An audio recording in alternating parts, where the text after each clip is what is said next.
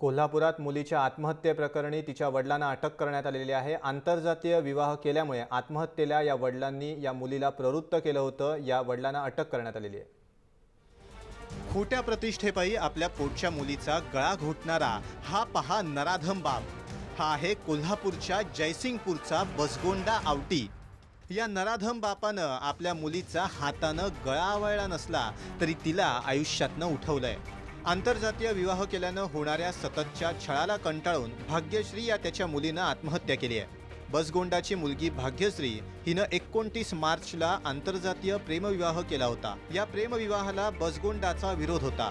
तो भाग्यश्रीचा मानसिक छळ करायचा, नवऱ्याला सोडून दे असा दबाव त्यानं आणला होता।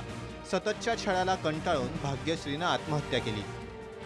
तिच्या वडिलांचा या लग्नाचा विरोध असल्यामुळे ते तिला वारंवार मानसिक त्रास देत होते आणि घटना ज्या दिवशी घडली त्या दिवशी सुद्धा ते घरी येऊन तिला घरी परत चल असा आग्रह करत होते। या त्रासाला कंटाळूनच तिने आत्महत्या केली होती। पोलिसांनी भाग्यश्रीचा आतेभाऊ संदीप हुक्किरे यालाही अटक केली आहे। जातीपातीच्या भिंती ओलांडून अनेक जण आपला साथीदार निवडतात, पण जातीचे पहारेकरी या प्रेमी जीवांना आयुष्यातून उद्ध्वस्त करतात। हे सैराट वास्तव पुन्हा अधोरेखित झालंय। ज्ञानेश्वर साळोखे, जय महाराष्ट्र, कोल्हापूर।